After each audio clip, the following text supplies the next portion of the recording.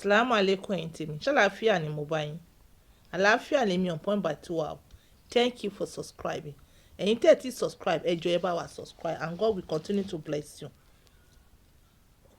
Ideal age fún ọkùnrin láti marry on 28 years. Oníṣẹ́ lọ́wọ́.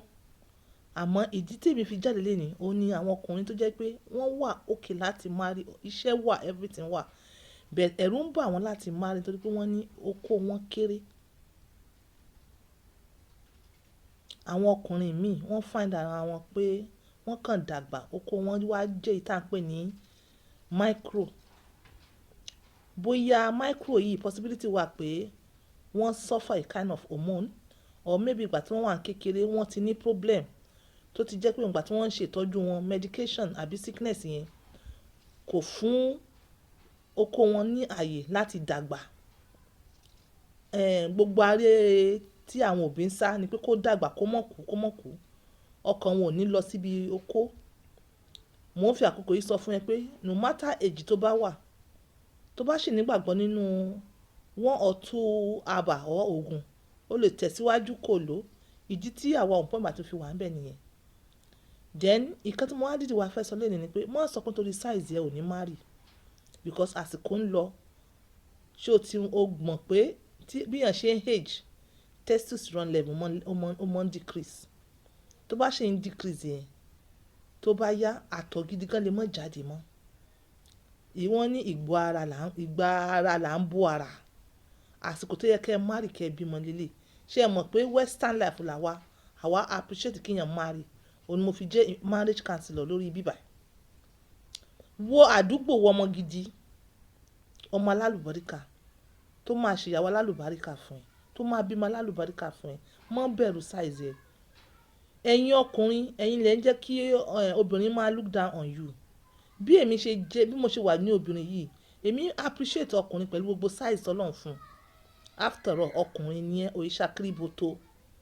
No matter your size, èmi as obìnrin mo máa appreciate ọkùnrin pé ọmọ ló da tó, ọmọ ló nà báyìí, no matter bó ṣe kékeré sí.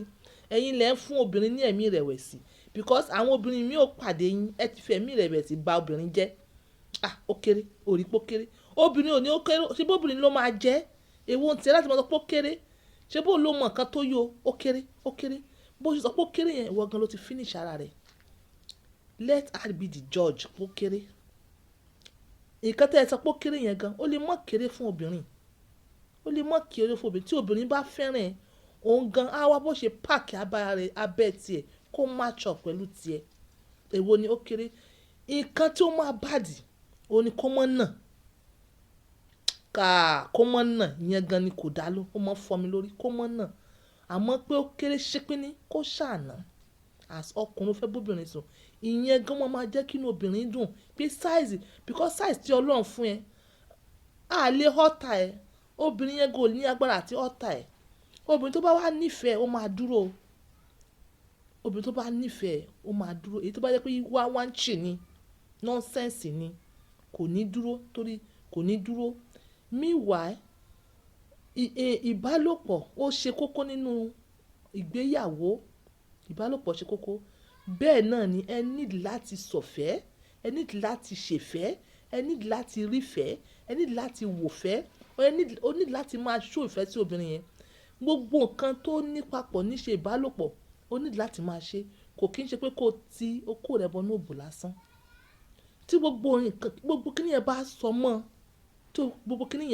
tó ń ṣe everything, obìnrin máa nífẹ̀ẹ́ rẹ̀ kó jà ju àwọn olókógbà ńlá lọ.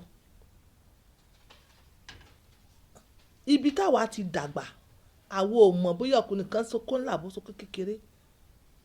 Ọkùnrin lọkùnrin jẹ́, in as much as òun náà normal, ó dẹ̀ ń ṣe ọkùnrin rẹ̀ dáadáa, ó dẹ̀ wà responsible. Ẹ mọ̀ sá fún obìnrin torí pé ìwọ feel, because ọ̀pọ̀lọpọ̀ obìnrin ò feel bẹ́ẹ̀. Ìwọ feel púpọ̀ rẹ̀ kéré. Ẹ mọ̀ fún obìnrin ní Down syndrome pé okó yín kéré. Ẹ mọ̀ fúnra yín náà ní Down syndrome. Ẹ mọ̀ para yín lórí pé nǹkan tó ṣe bẹ́ẹ̀. Bó ṣe máa nà ní kó mójútó. tó bá jẹ́ pé o dẹ̀ wá o ní problem láti kékeré, mo ní kó tọ̀ àwọn àbà lọ, kó tọ̀ wá lọ wá sọ́dọ̀ wa point by two ká fún ẹ ní àbà. Ọlọ́run lè help ẹ kó nà síta, kó yọrí síta. Yes, nǹkan wà tá máa ń lò tó jẹ́ pé àwọn ọkùnrin tó bá ní problem láti kékeré bẹ́ẹ̀ yẹn wọ́n help wọn, oko wọn ò tún jáde sí. Ẹ mọ̀ kú síbẹ̀ kẹ́ dákẹ́ síbẹ̀. Bẹ́ẹ̀ ni èmi wá pé like a neutral ni mo wá. O fẹ́ yàwó, o fẹ́ yàwó, mo jẹ́ kẹ́rù bẹ́ẹ̀. Ìwọ ni ọkùnrin lọ́kọ, ọkùnrin làdá. Be in charge of your woman, be in charge. O ti wà lórí bẹ́ẹ̀, o fẹ́ ṣeré pẹ̀lú ìyàwó ẹ̀, ṣó yẹ mọ́ fún ara ẹ lẹ́mìí rẹ̀wẹ̀sì. In as much as ó ti nà dáadáa, ara ẹ sì pé síbi, orí ẹ pé síbi, omi ń jáde dáadáa. Pillow ni wàá jẹ́ kó jẹ́ support ẹ. Ṣé bí wọ́n ti kọ́ ẹ ní èyí tí wọ́n pè ní missionary? Pillow ló máa jẹ́ support ẹ nínú missionary tó fẹ́ lò yìí. Pillow ó lè jẹ́ ọyọ̀ kan ló lè lò, kó lè lo méjì, ó lè lo mẹ́ta. Ṣó yẹ òun ló máa gbé abẹ́ obìnrin yẹn sókè. Ó máa gbé ojú òbò rẹ̀ bẹ́ẹ̀, ó máa gbé sókè. Tó bá dẹ̀ gbé sókè, ó máa fún ẹ ní opportunity láti ṣe nǹkan tó fẹ́ dáadáa. Ìwọ tó feel pé nǹkan ọmọkùnrin kéré, gbogbo style tó bá ṣe jẹ́ kó jẹ́ short distance style. Mo jẹ́ kó jẹ́ like long distance style. Ó bá sọ pé ó fẹ́ ṣe helicopter, mo try. Ó fẹ́ ṣe wheelbarrow, mo try. Èyí tó máa fún ẹ ní short distance láti ibi oko tiẹ̀ sí òbò ìyàwó rẹ̀, òun ló yẹ kó mọ̀ ṣe. Tó bá yẹ pé pillow kan lẹ fẹ́ lò, gbé pillow kan sórí abẹ́ rẹ̀, ẹsẹ̀ knees ọyọ̀ kan ká sókè. Gbogbo eléyìí à ń pè ní anvil. Anvil yìí ó comprise missionary yìí náà ni. Ó máa mú ẹsẹ̀ rẹ̀, ó máa wá ká sókè. Ó máa wá jẹ́ kí wọ́n rí proper view abẹ́ rẹ̀. Style yìí ó tún máa ń jẹ́ kí abẹ́ obìnrin kó short. So ìwọ tó bá ní nǹkan kékeré, irú style yẹn ó dáa fún ẹ. Then again, lórí this particular one yìí náà, this particular one, ìyàwó rẹ again ó lè wà lórí ẹ̀. Ìwọ ló máa wà nsàlẹ̀ ńsìn. Ìwọ náà wà wá gbé pillow sí abẹ́. Ṣó yẹ bẹ́ẹ̀? Ìwọ wà wá gbé pillow sábẹ́. Ìyàwó ẹ̀ máa wà lókè. Bó ṣe gbé pillow sábẹ́ yẹn, ó tún fún ọ náà ní opportunity láti jẹ́ kí nǹkan ọmọkùnrin tún lọ sókè díẹ̀ ní orí style tẹ wà yẹn. So ìyàwó máa wà lókè. In fact, he is the best. Is the best. Is the best. Is the best. Kò bá mọ̀ jẹ́ micro lóní, is the best. So ó lè decide láti face iwájú níyàwó, ó lè decide láti face ẹ̀yìn. Opportunity yìí kú mọ́, a tún fún ẹ ní opportunity láti ṣe kan mí, láti tiwájú lẹ fẹ́ jẹ ni, ó fẹ́ fọwọ́ sí ni.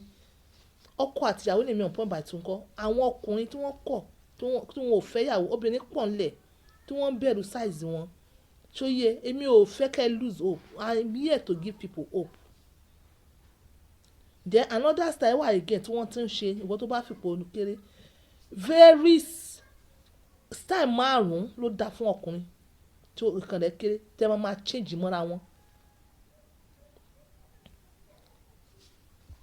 Obìnrin yẹn bá tàn, kó gbé àyà sílẹ̀ lẹ̀ lórí bed so that kó fún ẹ ní opportunity kí ìdí rẹ̀ wá síta dáadáa.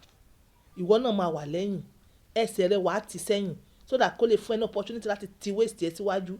Tí waist ẹ bá lọ síwájú, okó ẹ lọ síwájú náà ni. Ẹ̀ ń bẹ̀rẹ̀ àníyàn yín lọ nìyẹn. From there, wàá mọ employ gbogbo style tó máa ṣe fún ẹ. Ẹ mọ̀ fún obìnrin ní room láti sọ pé ẹ kéré. Mo lẹ kéré sí. Kí ló ń jẹ́ kéré? Nǹkan tí ò dára kiri boto. Because o ò ní mọ ibi tí wọ́n máa fi sí. Ẹ má sọ bẹ́ẹ̀ yẹn mọ́. Èyí tó Ọlọ́run fún ẹ, make use of it properly. Díẹ̀ nínà because tó bá fipò kéré tó tún wá nà, ṣọ̀n pé kò dáa. Ó máa jẹ́ kó obìnrin yẹn suffer how many things, 2 things at the same time. That is bó wọ́n ṣe feel. Ṣó yẹ yín? But all the same time, be a good husband. Be a good husband, that is it. So on this note, mo fi yín kalẹ̀ pé tó bá ti desire pé o sì ní believe nínú àwọn 2 or more herbal products, pé èmi tó máa help nǹkan ọmọkùnrin dáadáa, pé èmi on point by 2. Bye for now.